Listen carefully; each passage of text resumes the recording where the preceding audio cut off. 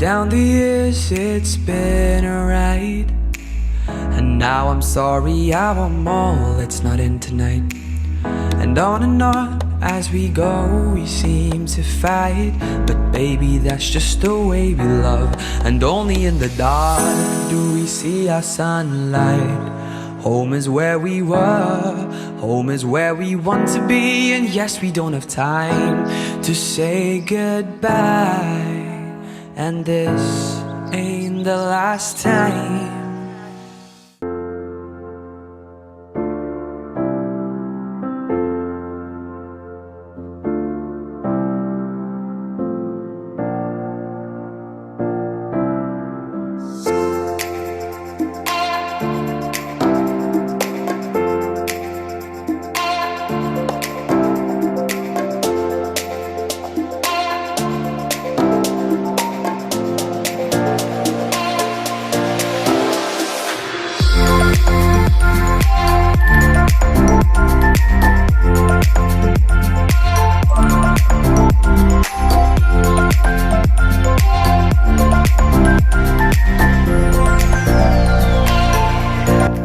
Om Swastiastu.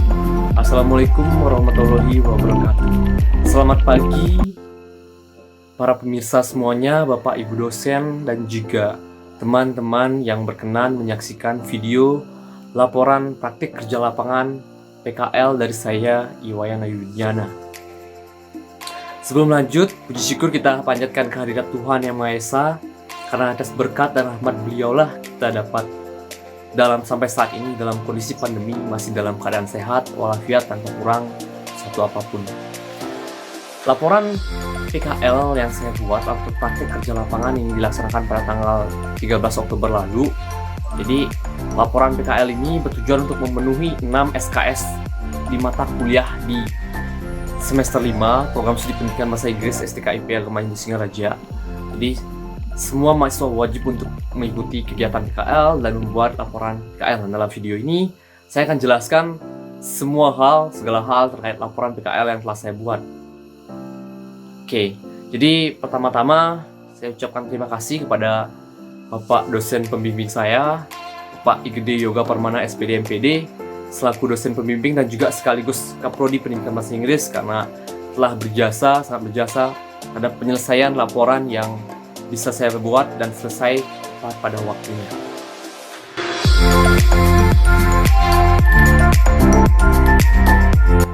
Oke, kita masuk ke yang pertama, latar belakang. Jadi yang latar belakang kegiatan praktik kerja lapangan atau PKL di semester 5 program studi pendidikan bahasa Inggris STKIP Agama Hindu Singaraja adalah dengan adanya tuntutan di dunia kerja yang semakin meningkat dalam era globalisasi ini. Jadi contohnya di Indonesia, lulusan-lulusan dari mahasiswa dari perguruan tinggi akan bersaing dalam dunia kerja dalam memperebutkan posisi maupun tempat kerja yang layak. Jadi dengan adanya PKL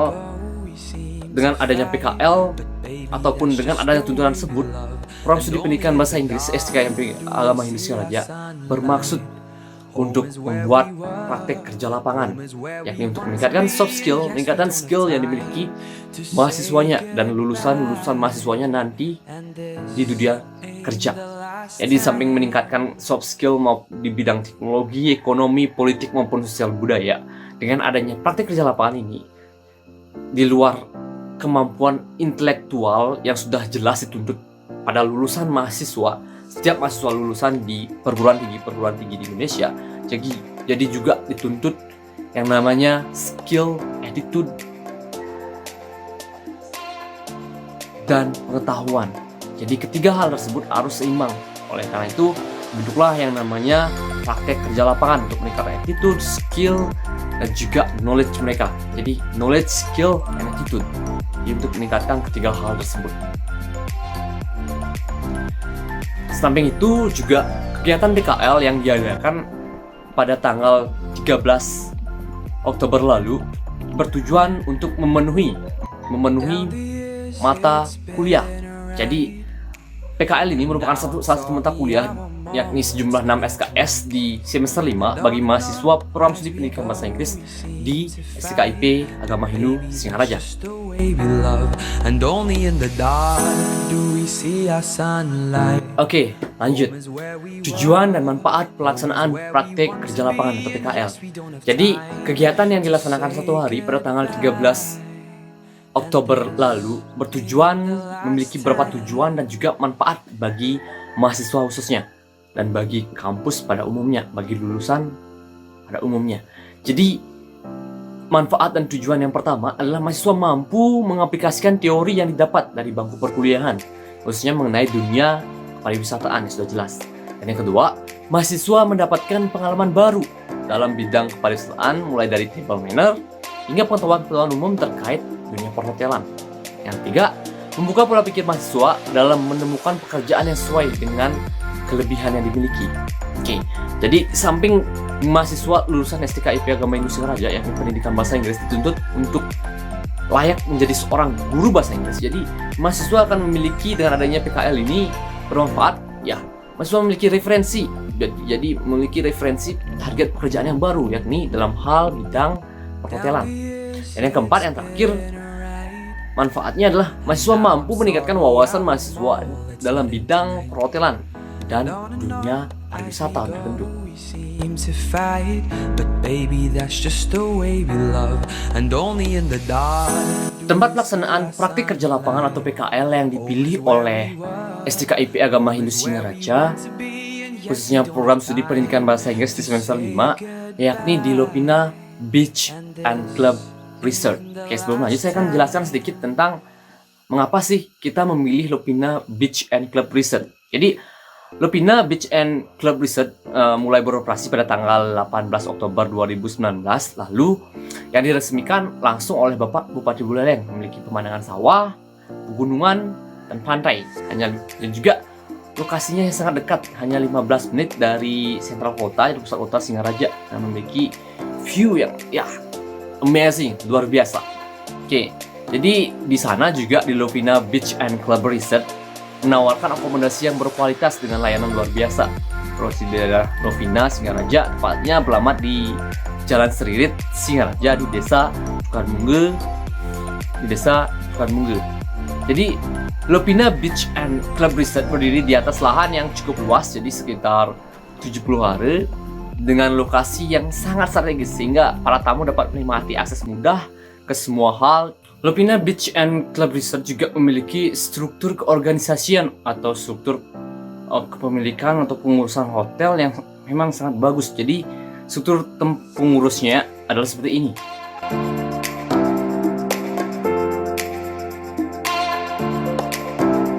Oke, selanjutnya adalah lokasi dan waktu kegiatan PKL. Jadi sudah saya jelaskan tadi. Jadi lokasi kegiatan PKL ini dilaksanakan di Lopina Beach and Club Resort di Jalan Seririt Singaraja, Tukanmungge, Kecamatan Buleleng, yakni pada tanggal 13 Oktober 2021 pukul 10 sampai dengan pukul 14 WITA pada saat itu. Oke, selanjutnya kegiatan PKL ataupun materi yang didapatkan dalam ataupun pelajaran-pelajaran baru yang didapatkan dalam kegiatan PKL. Jadi yang pertama, materi PKL-nya adalah table manner. Ya. Jadi materi table manner dijelaskan oleh salah satu manajer di hotel. Jadi oleh Bapak Gede Nyoman Syariara. Yakni pengertian table manner adalah suatu cara atau aturan umum yang kita gunakan saat makan dengan cara yang baik dan benar sesuai dengan ketentuan dan kelaziman yang berlaku secara internasional, termasuk di dalamnya penggunaan alat-alat makan hingga posisi duduk yang baik. Oke, berikut aturan dasar table manner yang harus dilakukan dan jangan dilakukan berlaku secara umum pada saat pertemuan atau perjamuan makan, di acara-acara resmi maupun acara-acara lainnya. Oke, jadi aturan yang harus dilakukan yang pertama adalah duduk dengan posisi badan tegap dan rapi. Letakkan serbet, maksudnya letakkan serbet yang kita dapat, jadi napkin itu di atas paha kita, di secara rapi. Yang selanjutnya, tunggu hingga semua orang duduk sebelum mulai makan. Nah, jadi kita tunggu semua orang agar duduk sebelum kita mulai makan. Jadi tidak boleh kita meninggalkan, misalkan ada orang yang duduk kita udah makan duluan, jadi itu tidak layak untuk dilakukan. Oke, yang selanjutnya adalah perhatikan atau tanya orang lain jika tak tahu cara memakan sesuatu, jadi agar tidak malu-maluin jelas tentunya. Yang selanjutnya, minta tolong orang lain untuk mengambilkan makanan daripada merepotkan sendiri, jadi ya agak berwibawa lah sedikit. Selanjutnya, kunyalah makanan dengan mulut tertutup, dalam itu, jadi tidak boleh membuka mulut. Selanjutnya, bicaralah ketika mulut kosong, jadi sudah tentu kalau kita di dalam mulut masih ada makanan, kita tidak boleh berbicara karena itu dapat ya bersifat tidak sopan dan sebagainya. Selanjutnya, hanya bicarakan topik yang baik dan menyenangkan, jadi jangan bicarakan topik-topik yang dalam tentu tidak menyenangkan atau membuat mood seseorang menjadi tidak baik. Nah, yang selanjutnya, gunakan pisau dan garpu untuk menyecah daging, ya udah jelas. Ini mengucapkan permisi dan maaf bila bersendawa, ya karena bersendawa itu sebenarnya ya agak sedikit tidak sopan, tapi kalau kita udah minta maaf dan sebagainya, jadi akan terkesan lebih sopan lah, jadi seperti itu. Yang selanjutnya adalah ucapkan tidak terima kasih bila hendak menolak makanan atau sudah kenyang, jadi cara sopan dan baik meskipun kita ingin menolak. Oke, yang selanjutnya yang terakhir adalah ucapkan permisi, izin ke sebelum meninggalkan meja makan. Misalkan permisi izin ke belakang, izin ke toilet, izin angkat telepon sebentar. Jadi seperti itu. Oke, selanjutnya aturan yang tidak boleh dilakukan pada saat melakukan atau mengikuti perjamuan makan. Pertama, jangan bicarakan hal-hal yang kotor atau topik tak menyenangkan, itu jelas. Kedua, jangan minta tambah sebelum semua orang mendapatkan bagiannya. Jadi ya berwibawa sedikit, jangan orang-orang belum semua dapat kita udah minta tambah, itu ya jelas itu tidak sopan dan dilarang, itu tidak baik. Ya selanjutnya, jangan mengambil makanan berlebihan. Ya kalau kita lihat makanan enak, pasti kita akan tertarik dan ingin mengambil lebih dari dan lebih, udah jelas. Jadi kita ambil secukupnya saja, jangan mengambil berlebihan. Jadi sekalipun kita kurang, kita ambil di kesempatan berikutnya. Pokoknya jangan berlebihan. Yang selanjutnya, jangan gunakan garpu dan piring secara berlebihan, ya udah jelas. Kalau kita butuh garpu ya hanya satu aja gunain, jangan lebih dari satu. Oke. Selanjutnya, jangan langsung telan makanan. Ya, jadi itu tidak boleh meskipun kita buru-buru. Jadi kita harus tetap menjaga wibawa. Jangan kita makan tanpa mengunyah langsung telan, itu tidak boleh. Jadi kunyah dulu baru kita telan makanannya. Oke, selanjutnya jangan mengunyah dengan mulut terbuka. Ya, jelas yang saya sampaikan tadi. Jangan berbicara dengan mulut penuh makanan. Jangan bermain-main di meja makan. Jangan bersenandung atau bernyanyi di meja makan, itu tidak baik. Yang selanjutnya, jangan menyentuh kursi atau bersandar pada meja makan. Nah, itu dilarang. Jadi posisi badan harus tegap pada meja makan, ya tidak bisa bersandar di belakang ataupun ya bersandar di depan, itu tidak baik, yang tidak boleh. Dan jangan makan dengan tangan atau menjilati jari-jari. Ya, itu terkesan ya tidak baik, yang terkesan yang sangat ya mohon maaf, sangat kampungan dan sebagainya. Jadi seperti itu. Oke,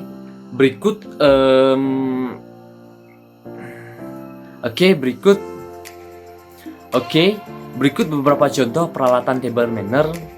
Jadi table manner yang digunakan ya pada saat jamuan makan maupun ya kita makan di restoran ataupun kita melayani di restoran.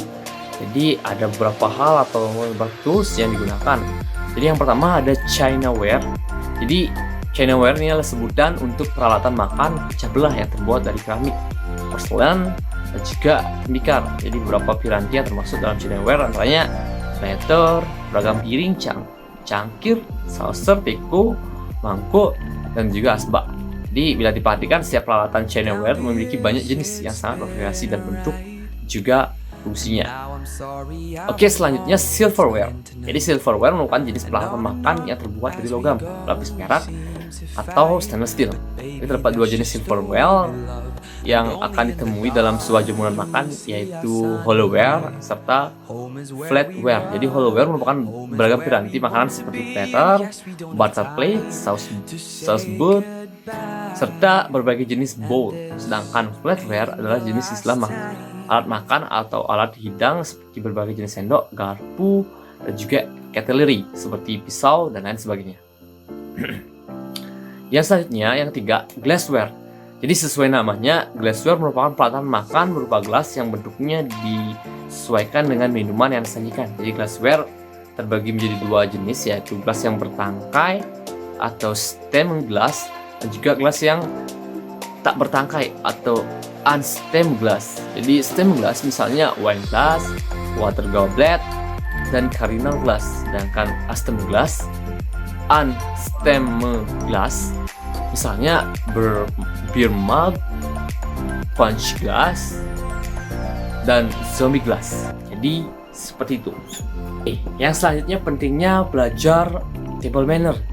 Jadi teman-teman, para pemirsa sekalian, jadi pelajari etiket di meja makan bukan sekedar mengetahui tata krama saat makan atau menggunakan alat makan.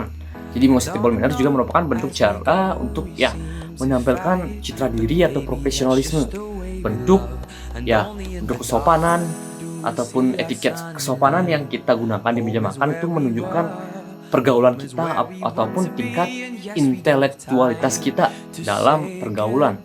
Jadi pelajari etiket di meja makan itu sangat penting adanya. Ini juga bisa berpengaruh terhadap karir seseorang maupun karir diri kita sendiri maupun karir orang lain dengan etika yang pertama kita belajar makan lah ceritanya. Jadi orang melihat kita, oh ini orangnya berintelektualitas tinggi, berkemampuan tinggi, dia punya etika dan sopan santun yang sangat baik. Jadi orang akan lihat, oh ini orang yang cocok, orang yang layak untuk mendapatkan promosi dan lain sebagainya. Jadi seperti itu. Apa sih manfaat dari belajar table manner? Jadi yang pertama adalah menunjukkan kemampuan diri kita dalam bersosialisasi. Ya udah jelas. Jadi dengan kita belajar table manner, kita menguasai table manner, jadi kelihatan. Jadi kemampuan diri kita dalam bersosialisasi. Jadi sering tidaknya kita bergaul dengan orang-orang yang sudah tentu memiliki tingkat intelektualitas yang cukup tinggi dibandingkan yang lainnya. Jadi ini menunjukkan kemampuan kita dalam bersosialisasi. Yang kedua, meningkatkan kepercayaan diri. Ya sudah jelas, kalau kita sudah menguasai yang namanya table manner atau etika dalam meja makan, kita akan lebih percaya diri bila menghadapi atau mengikuti sebuah pertemuan yang resmi yang sudah berbentuk.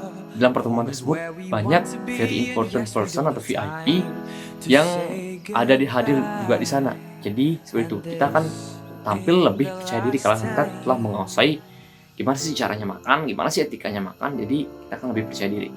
Yang ketiga, jadi membantu diri Anda atau orang lain untuk sukses. Jadi membantu diri kita atau orang lain untuk sukses. Ya udah jelas. Jadi misalkan aja kita mengikuti sebuah perjumpaan makan yang penting dengan bos kita, dengan klien kita, dengan rekan kita. Itu ketika kita menampilkan yang terbaik dari diri kita, mereka akan lebih percaya terhadap diri kita, maupun misalkan dalam bidang berinvestasi dan lain sebagainya. Jadi sebegitu penting kita menguasai yang namanya table manner. Oke, selanjutnya menu apa aja sih yang digunakan untuk praktik pada saat pelaksanaan praktik kerja lapangan pada tanggal 13 Oktober lalu? Oke, jadi daftar menu yang digunakan dalam praktik kerja lapangan PKL tanggal 13 Oktober lalu. Yang pertama ada appetizer. Jadi di appetizer ada chicken tandoori skewer, jadi chicken mix paprika and Cajun spices. Yang kedua ada salad, jadi beef cardamom salad gitu. Thai beef mix green lemon grass cucumber hot chill served with Thai dressing. Jadi yang kedua dalam menunya salad. Yang ketiga ada main course-nya atau makanan utamanya dori dabu-dabu. Jadi dori plecing kangkung, tempe rica served with dabu-dabu sambal. Jadi disajikan dengan sambal dabu-dabu and limau steam.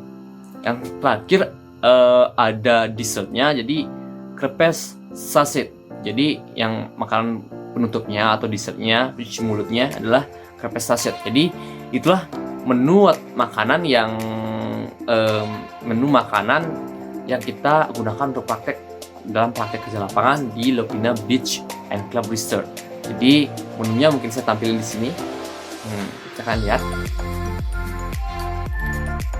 Oke, lanjut fasilitas di Lopina Beach and Club Resort. Jadi udah barang tentu kita memilih Lopina Beach and Club Resort sebagai tempat PKL bagi mahasiswa Prodi Pendidikan Bahasa Inggris di semester 5 STKIP Agama Indonesia Raja sudah berlaku karena Lopina Beach and Club Resort memiliki beragam kelebihan fasilitas yang sangat menarik yang ditawarkan.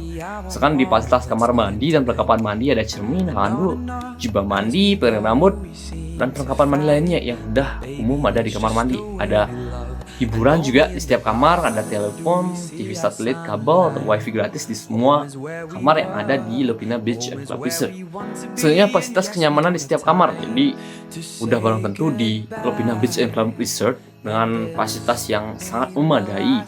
Jadi udah ada AC, ada jam waker, ada layanan dibangunkan tidur. Jadi kalau pagi-pagi kita agak telat bangun, mungkin kita begadang, jadi ada layanan dibangunkan tidur. Kita tinggal pesan aja ke resepsionis, nanti pagi-pagi pasti akan ada yang membantu membangunkan diri Anda dari tidur Anda yang terlelap.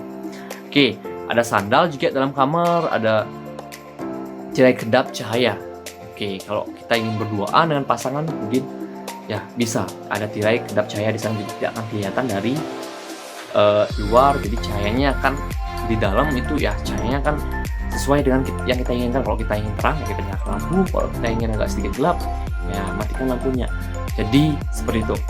Oke, di kamar juga di fasilitas layanan di Lopina Beach and Club Resort, jadi makanan dan minuman disediakan di setiap kamar. Jadi air mineral kemasan, bar mini, kopi instan, mesin buat teh, kopi dan minuman.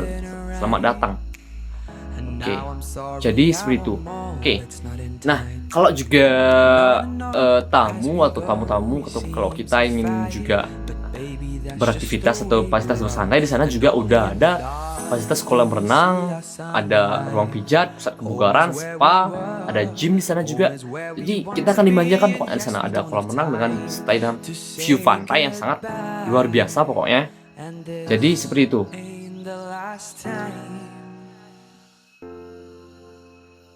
Oke, aktivitas dan fasilitas bersantai. Ya, di sana di Lopina Beach and Club Resort itu udah banyak fasilitas-fasilitas yang digunakan untuk bersantai. Jadi kayak ada kolam renang yang view-nya bisa langsung ke pantai yang sangat luar biasa pokoknya, pemandangannya tidak terlupakan. Ada juga pusat kebugaran, ada gym dan lain sebagainya, ada spa, ada taman yang udah sangat jelas sangat menarik. Jadi apalagi, jadi Lopina Beach and Club Resort memiliki segala macam kelebihan dibandingkan dengan hotel-hotel lain yang ada di seputaran Singaraja. Makanya kita memilih di sana di Lopina Beach and Club Resort. Jadi itu fasilitas ataupun kenyamanan yang ditawarkan oleh Lopina Beach and Club Resort, teman-teman. Oke, berikut mungkin bisa saya tampilkan kebijakan properti yang ada di Lopina Beach and Club Resort. Jadi teman-teman mungkin bisa baca. Oke, di Lopina Beach and Club Resort juga ditawarkan berbagai macam atau tipe jenis kamar. Dari yang pertama ada Grand Premier Room, jadi yang menawarkan fasilitas yang sangat baik dan juga menawarkan fasilitas pemandangan kebun dan lain sebagainya. Yang kedua ada Deluxe Garden Room. Jadi ini dengan view kebun yang menawarkan fasilitas yang layaknya hotel-hotel yang berkelas. Jadi fasilitasnya sudah lengkap di sana juga dengan view pemandangan atau kebun. Oke.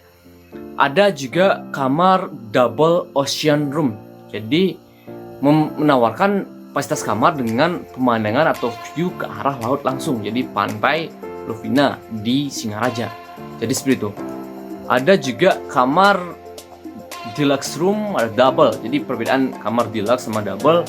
Jadi double ya udah namanya double, jadi untuk 2 orang. Ada deluxe, jadi kamar yang berfasilitas sudah jelas. Jadi deluxe room, misalkan deluxe garden, jadi view-nya untuk ke kebun, ataupun deluxe ocean room, jadi view-nya udah jelas untuk view ke pantai secara langsung. Yang kalau di sore hari itu kalian bisa lihat pemandangan sunset yang sangat indah sekali dari pantai Singaraja. Oke, yang terakhir kesimpulan dari laporan praktek kerja lapangan yang saya buat. Jadi praktek kerja lapangan atau PKL yang merupakan adalah kegiatan implementasi teori-teori yang didapatkan di bangku perkuliahan pada dunia kerja sebenarnya. Jadi kegiatan PKL di Lopina Beach and Club Resort memberikan banyak manfaat, mulai dari wawasan baru, pengetahuan baru, dan juga pengalaman baru yang tentunya tidak didapatkan di bangku perkuliahan, yang sangat luar biasa yang kita dapatkan di Lopina Beach and Club Resort. Jadi pengalaman-pengalaman yang didapat dalam kegiatan praktek kerja lapangan yang telah dilaksanakan di Hotel Lopina Beach and Club Resort sangat bermanfaat bagi mahasiswa jurusan pendidikan bahasa Inggris di STKIP Agama Hindu Singaraja. Jadi untuk mengembangkan kemampuan di bidang, khususnya di bidang kepariwisataan, sampai mempelajari tentang bahasa Inggris itu sendiri. Jadi keterampilan dan pengetahuan yang telah didapatkan pada saat pelaksanaan praktek kerja lapangan PKL akan menjadi modal awal dan gambaran bagaimana dunia kerja ke depannya, khususnya di bidang pariwisata. Dan dengan adanya PKL ini, maka mahasiswa akan siap untuk menghadapi tuntutan dunia kerja ke depannya apabila nantinya mahasiswa pendidikan bahasa Inggris STKIP Agama Hindu Singaraja bekerja di dunia yang industri, khususnya dunia industri pariwisata tentunya. Oke, yang terakhir saran. Jadi saran saya terkait dengan pelaksanaan praktek kerja lapangan atau PKL yang kita laksanakan pada tanggal 13 Oktober lalu adalah agar kegiatan seperti ini ya jelas diadakan pada setiap angkatan di prodi pendidikan bahasa Inggris, karena memiliki manfaat yang begitu besar terhadap mahasiswa, khususnya menambah pengalaman dalam bidang kepariwisataan. Samping itu, perlunya kampus menjalin hubungan baik terhadap industri kepariwisataan sekitar agar nantinya pada proses pendidikan selesai atau usai, manakala ada lulusan yang ingin bekerja di bidang pariwisata, akan lebih mudah untuk mendapatkan tempat untuk bekerja karena sudah menjalin hubungan baik sebelumnya. Oke, saran juga ditujukan kepada mahasiswa agar lebih aktif bertanya selama kegiatan PKL berlangsung, karena semua hal yang didapatkan di lapangan merupakan hal-hal yang sangat perlu kita tanyakan manakala ada hal yang tidak kita pahami, yang nantinya pasti akan sangat berguna meskipun tidak sekarang, tapi suatu hari nanti pada saat kita memasuki dunia kerja itu sendiri. Jadi seperti itu.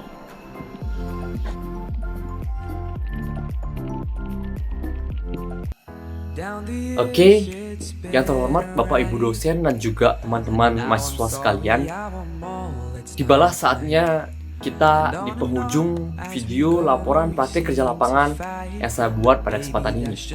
Jadi saya sangat berharap saran dan masukan, kritik maupun saran yang bersifat membangun demi kebaikan-kebaikan laporan saya berikutnya.